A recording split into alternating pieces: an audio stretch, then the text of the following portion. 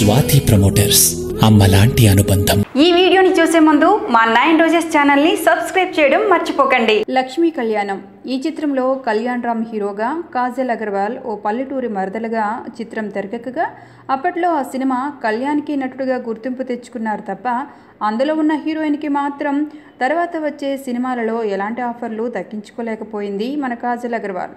చాలా కాలం తర్వాత నాగబాబుకి కూతురిగా కాజల్ నటించిన చిత్రం చందమామ.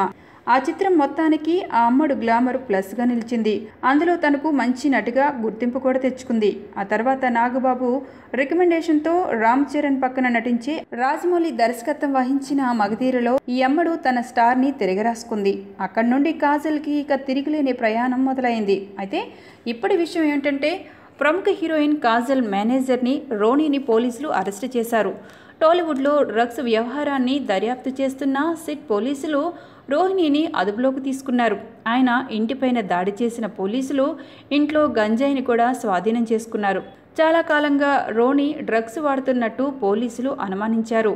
ప్రస్తుతం టాలీవుడ్ హీరోలు, డైరెక్టర్ల మీద పడ్డ సిట్ అధికారులు మేనేజర్లపైన కూడా దృష్టి సారిస్తున్నారు.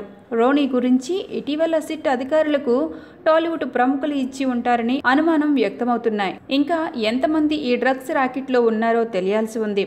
హీరోయిన్లు రాశి ఖన్నా, లావణ్య త్రిపాఠిలకు కూడా రోని మేనేజర్గా పనిచేశాడు. రోనీకి వైద్య పరీక్షలు నిర్వహిస్తే అన్ని విషయాలు బయటపడతాయని ఈ సందర్భంగా పోలీసులు తెలిపారు.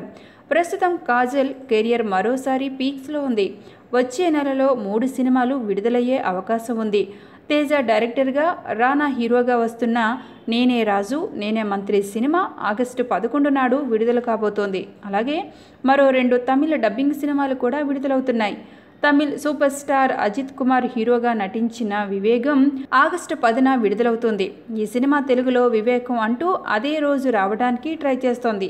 మరో తమిళ స్టార్ హీరో విజయ్ నటించిన మెర్సల్ సినిమా ఆగస్టు 20న విడుదల కాబోతోంది.